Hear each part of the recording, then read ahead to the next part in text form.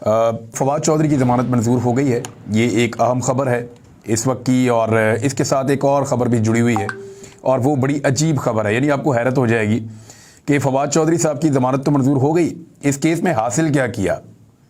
जिन लोगों ने फवाद चौधरी को गिरफ्तार, जिन लोगों ने ये सारी गेम डाली, सहूलतकारों ने और पीडीएम के लोगों ने या इलेक्शन कमीशन ने, हासिल क्या किया इसमें।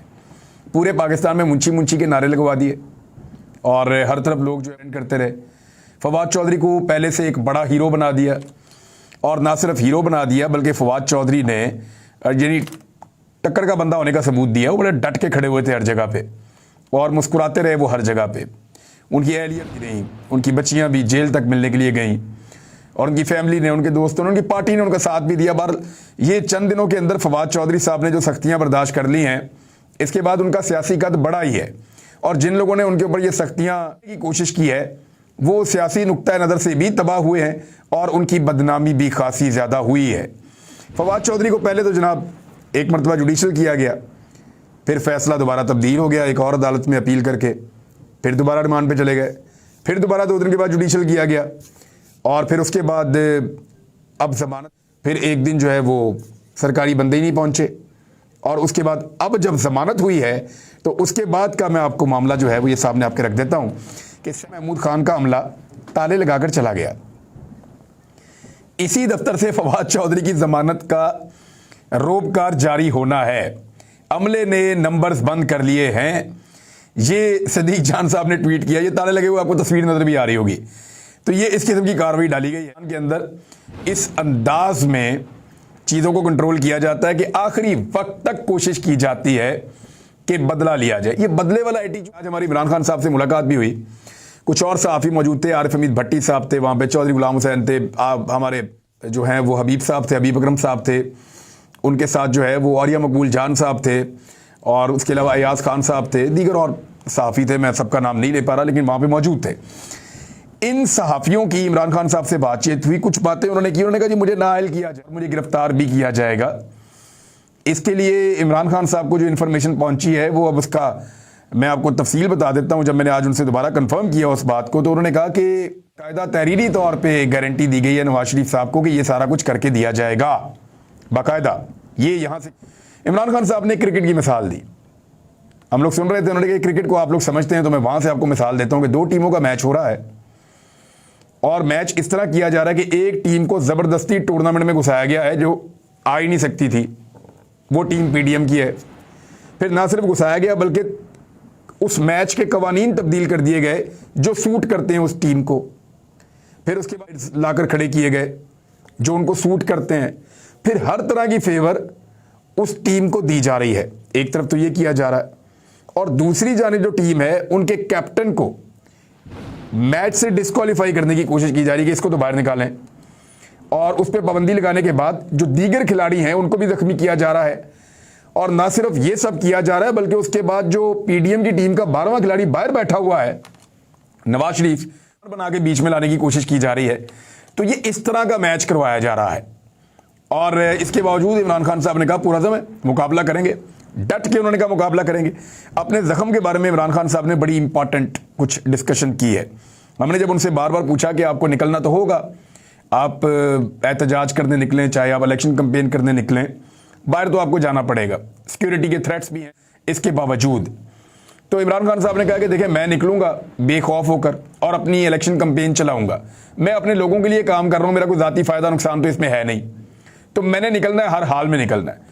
मैंने पहले भी गोलियां खाई हैं और मैं खतरनाक सूरत हाल के लिए तैयार हूं, और मैं जानता हूं कि किसने क्या किया। हमने कहा जी आपको आसिफ अली जरदारी के खिलाफ आपने जो एक स्टेटमेंट दिया है, वो कि आपने चले एक आपके पास इंफॉर्मेशन प्रिएंटिव स्ट्राइक की है कि पहले से ही मैं ये चीज़ कर देता हूं ताकि इस सिचुएशन को अवॉइड किया जा सके, और अगर नहीं किया जा सकता तो बंदे तो एक्सपोज हो जाएं। लेकिन इसकी एक कीमत होती है, जब आपको अदालत में लेकर जाएंगे डेफेमेशन के केस में, तो आप क्या करेंगे। तो इमरान खान साहब बड़ी देर हंसते रहे।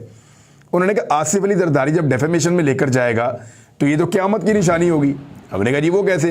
उन्होंने कहा डेफेमेशन इस बुनियाद पे होती है कि मेरी रेपुटेशन मुतासर हुई है, तो अदालत में हम आसिफ अली जरदारी से सबसे पहले ये पूछेंगे कि पहले साबित करो कि आपकी रेपुटेशन है, पहले तो अपनी रेपुटेशन साबित कीजिए, उसके बाद फिर आप ये कहेंगे कि आपकी रेपुटेशन जो है।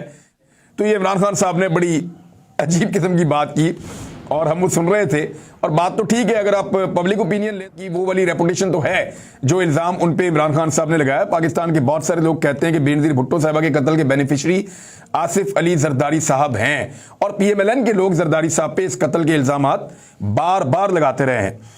इमरान खान साहब ने अपने जख्म के बारे में बताया, उन्होंने कहा जी मेरी, ये मैं पहले भी आपको बता चुका हूँ और ये डॉक्टर्स ने भी बताया था, उसकी जो फ्रंट वाली हड्डी है वो चिप हो गई थी, यानी जो गोली लगी है वहां से एक हड्डी का एरिया जो है वो टूट गया था और वो हड्डी वहां से चिप हो गई थी। उसके बाद इमरान खान साहब काम हो रहा है। अब उसके डॉक्टर्स ने मुख्तलिफ तरीक़ेकार इमरान खान साहब के प्रोटोकॉल वो होते हैं, उन्होंने कहा जी कि प्लस्तर भी किया गया और मेरी ट्रीटमेंट चल रही है, साथ कुछ दवाइयाँ हैं, साथ कुछ उसकी वो थेरेपी हैं। तो इमरान खान साहब ने कहा कि मैं उस मरहले से गुजर रहा हूँ। अगर मैंने रिस्क लिया और मैंने जल्दबाजी की, हालांकि मुझे बहुत जल्दी है बाहर निकलने की, लोगों में जाने की, लेकिन अगर मैंने जल्दबाजी की और ये चोट मेरी दोबारा से ताज़ा हो गई तो फिर अगले 2-3 महीने तक मैं काम नहीं कर पाऊंगा, तो इसलिए मैं इसके मुकम्मल ठीक होने के मुताबिक इंतज़ार कर रहा हूं। उन्होंने ये कहा कि 2 दिन पहले डॉक्टर्स ने उनको चेक किया और डॉक्टर्स का ये कहना है कि आपको अभी कुछ दिन और लगेंगे। अब ये हो सकता है कि फरवरी के महीने में इमरान खान साहब रेस्ट करें, मार्च में और अप्रैल में वो कैंपेन चलाएं, या हो सकता है 20 फरवरी के बाद उनको इजाज़त मिल जाए, लेकिन ये उनका मुकम्मल हील होने के ऊपर है।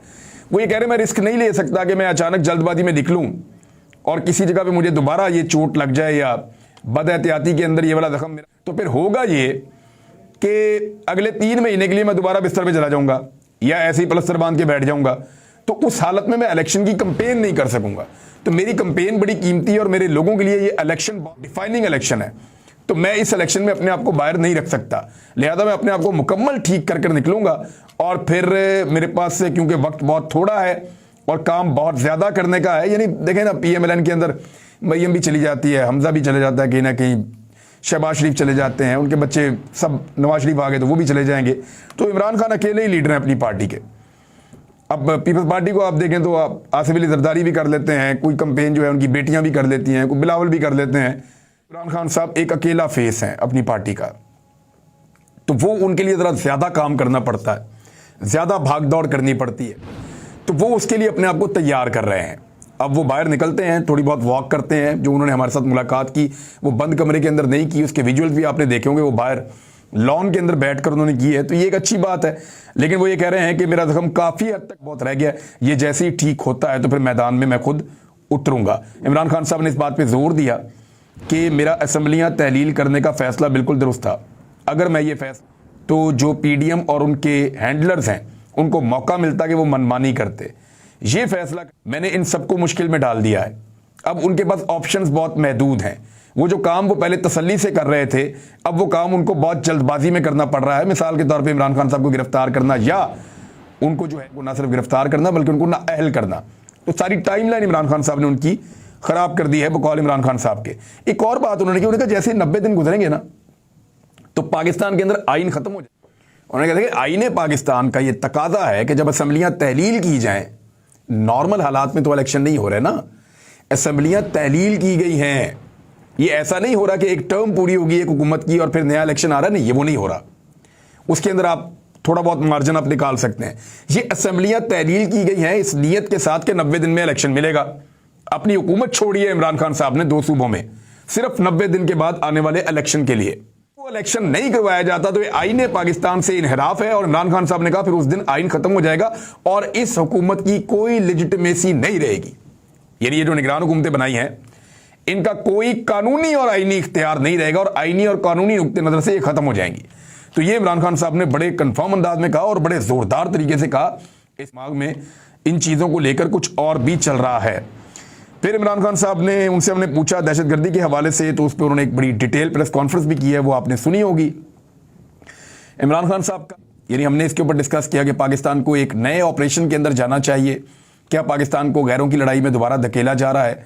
तो इमरान खान साहब ने भी ऐसे ही खदशात का इजहार किया। गर्दी ख़त्म करना जो है वो जिम्मेदारी है पाकिस्तान के इदारों की, और जो उसके लिए रिस्पॉन्सिबल हैं उन सबको काम करना चाहिए और इसके ऊपर अकाउंटेबिलिटी भी होनी चाहिए कि किन लोगों ने या किन की गलती की वजह से या किन की कोताही की वजह से दहशतगर्दी के इस तरह के बड़े वाक़यात हो जाते हैं। फिर इमरान खान साहब ने कहा कि इससे पहले जिन दहशतगर्दों को छोड़ा गया या जो मुज़ाकरात के फैसले, शुरू से ये कहता हूं कि अमन के साथ मामलात को हल किया जाए, लेकिन किसी को भी कानून हाथ में लेने की या रिट ऑफ द स्टेट को चैलेंज करने की इजाजत नहीं होनी चाहिए। तो मैं सोल्यूशन की तरफ जाने की पहले भी बात कर रहा था। अभी इमरान खान साहब जब ये बातें कर रहे थे तो उस दौरान में एक सहाफ़ी ने बताया कि जनाब खैबर पख्तूनख्वा में पुलिस ने नारेबाजी की है और पुलिस की जो नारेबाजी है वो बड़ी मानी खेज है और पाकिस्तान की एस्टेब्लिशमेंट को अब समझ जाना चाहिए कि पुलिस भी, जिसको वो हमेशा इस्तेमाल करते हैं अपने लिए, पुलिस भी अब परेशान हो गई है। उन्होंने इतनी लाशें उठाई हैं और वो भी अब गिला और शिकवा पाकिस्तान की एस्टेब्लिशमेंट से कर रहे हैं। खान साहब ने बताया कि किसको छोड़ना है और किसको रखना है ये फैसले एस्टेब्लिशमेंट के होते थे, हम एक पेज पर थे, लेकिन ये जो फैसले थे कि मुज़ाकरात किसको छोड़ना है किसको रखना, ये हम मुश्तरका तौर पे करते थे, लेकिन ये चीज़ों की डीलिंग जो है वो एस्टेब्लिशमेंट के पास थी, वो हमारे पास नहीं थी। दूसरा, इमरान खान साहब ने कहा कि गैरों की जंग से हमेशा पाकिस्तान को नुकसान होगा और उससे पाकिस्तान को बचना चाहिए। हमारे पास बड़ा अच्छा मौका जो हमने ज़ाया किया है, बहुत अच्छा मौका था जो हमने ज़ाया किया है। पाकिस्तान के वज़ीर ख़ारजा को अफगानिस्तान जाना चाहिए, वो बार बार भाग भाग के अमेरिका जाते हैं। अब यहाँ पे एक सहाफ़ी का मेरे पास ट्वीट भी मौजूद है, वो मैं आपको, ये वहाँ से ट्वीट कर रहे हैं और इनका ट्वीट अगर मैं आपको पढ़ के सुनाऊँ तो आपको उनसे रहम की अपील है। रेहान सैयद साहब हैं, जल्दी अपनी ट्रेनिंग मुकम्मल करें। इस वक्त इस्लामाबाद से वाशिंगटन की बिजनेस क्लास टिकट $4000 की है। बिलावल साहब कल एक बार फिर अपने लश्कर के साथ अमेरिका पहुंच रहे हैं नाश्ते में शिरकत के लिए, एक ऐसा नाश्ता जो सिर्फ एक रस्मी तकरीब होती है। बिलावल के साथ 10 से ज़ायद अफराद आ रहे हैं। बिलावल जब वाशिंगटन पहुंचेंगे तो सफारती अमला भी अपनी भागदौड़ में मसरूफ़ रहेगा, ये लोग भी खुला पैसा खर्च करेंगे। 2 माह में हिना पहुंच रहा है। एक अच्छा सवाल है जो उठाया गया है बिलावल से।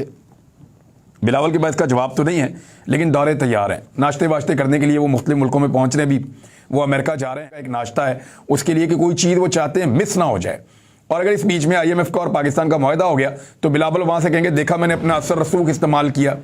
हालांकि टके का असर रसूख नहीं है, असर रसूख उनका होता है जो अपनी पॉलिसी में आज़ाद होते हैं, जो गुलामी के ऊपर आज़ादी को तरजीह देते हैं, उन्हीं को दूसरे ममालिक जो है वो अहमियत। मरियम नवाज साहिबा ने बंद हॉल के अंदर कन्वेंशन किया भावलपुर जाके, यानी एक तरफ तो जलसों से बेचारे कन्वेंशन पे पहुंच गए हैं और वो जो वर्कर कमरों के अंदर, और बंद हॉल के अंदर कन्वेंशन किया, बहुत थोड़े से लोग थे और उस हॉल के अंदर अपनी सिक्योरिटी के लिए खारदार तारें और इस तरह की चीज़ें बिछाई हुई थी। वहाँ राणा सनाउल्लाह ने भी खिताब किया। राणा सनाउल्लाह साहब का ये कहना है इमरान खान साहब को, यानी अजीब चीज़ है कि ये डेमोक्रेसी में कैसे बिलीव कर सकते हैं। इमरान खान को माइनस ना किया तो मुल्क सानहे से 2-4 हो जाएगा। अब ज़बरदस्ती माइनस करने के चक्कर में है कि किसी तरह हमें वोट दिलवाए जाएं या किसी भी तरीके से धांधली करके इमरान खान को आउट किया जाए, वरना 2-4 हो जाएगा। दूसरी जानिब मरियम नवाज ने अपनी इस तकरीब में मौरूसियत को जमहूरियत करार दे दिया कि लोग मेरे से प्यार करते हैं, ये मौरूसियत नहीं है, ये जमहूरियत है, प्यार करते जाएगा। इमरान खान साहब 33 नशिस्तों से इलेक्शन लड़ रहे हैं ना, 16 मार्च को मरियम नवाज इमरान खान के खिलाफ 33 नशिस्तों से इलेक्शन लड़े, दूध का दूध और पानी का पानी हो जाएगा। लोग मरियम नवाज से कितना प्यार करते हैं या इमरान खान को वोट देना चाहते हैं, तो ये सारी चीज़ें तो खुल के सामने आ जाएंगी। मरियम नवाज साहब खासी बदमज़ा नजर आई हैं क्योंकि शाहिद खाकान अब्बासी साहब ने इस्तीफ़ा दिया है पार्टी की नशिस्त से मुबैना तौर पर। मोहम्मद ज़ुबैर साहब ने जो PMLN के हैं उन्होंने कन्फर्म किया है, और शाहिद खाकान अब्बासी साहब का रीज़न ये है कि वो नवाज शरीफ साहब को पहले बता चुके थे कि मरियम नवाज के नीचे मैंने काम नहीं करना। अब ये प्रॉब्लम जो है ये और भी लोगों का है। PMLN के सार भी इसलिए छोड़ गए थे कि नवाज शरीफ साहब के अज़ाइम उनको पता चल गए थे कि ये तो फैमिली लिमिटेड कंपनी है, हमारी बारी कभी नहीं आनी, इनके बच्चे ही आएंगे। ख्वाजा, मैं उनकी बड़ी कदर की थी मैंने, बल्कि उनका वो मैंने उस क्लिप के ऊपर मैंने बातचीत भी की थी अपने वीलॉग में कि ख्वाजा साद रफ़ीक ने बड़ी ज़बरदस्त बातें की थी कि मौरूसियत पाकिस्तान को नुकसान पहुंचा रही है और नज़रिया ज़रूरत पाकिस्तान को नुकसान पहुंचा रहा है, ख़ानदानों की जो हुक्मरानियाँ हैं वो पाकिस्तान को नुकसान पहुंचा रही है।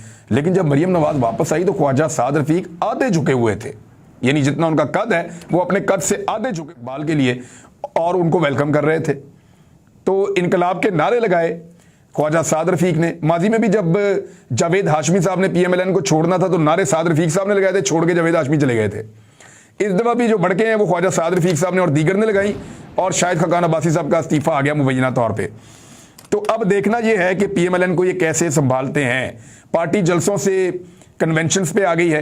मरियम नवाज के आने के ऊपर एक रद्द अमल जो है पार्टी के सीनियर लोगों की तरफ से आ रहा है, लेकिन मरियम नवाज को ये लगता है कि जो नौजवान हैं उनको साथ लेकर वो एक पार्टी को दोबारा से मुतहरिक कर देंगी। एक और खबर है, वो ये है कि दोनों गवर्नर्स तकरीबन मुकर गए हैं इलेक्शन से। इलेक्शन कमीशन ऑफ पाकिस्तान के केपी ने तारीख दे दी है 16 से 18 के बीच में, लेकिन अब वो कह रहे हैं कि नहीं, उन्होंने तारीख नहीं दी है। गवर्नर पंजाब कह रहे हैं कि सिक्योरिटी और मईशत को देखकर फैसला किया जाए कि इंतखाबात कब करवाने हैं। ये गैर आईनी है। अदालतें जो हैं उनको अब इसके अंदर अपना रोल प्ले करना पड़ेगा। पाकिस्तान के अंदर आइन शिकनी हो रही है। आइन ये कहता है कि 90 रोज़ के अंदर इंतखाबात करवाए जाएंगे, और गवर्नर जो हैं वो उसकी तारीख दे देते हैं अपने लेटर में, अपनी समरी में, लेकिन गवर्नर्स ऐसा नहीं कर रहे। पाकिस्तान तहरीक इंसाफ ने खैबर पख्तूनख्वा और लाहौर हाई कोर्ट्स के अंदर जो है वो अपील की हुई है।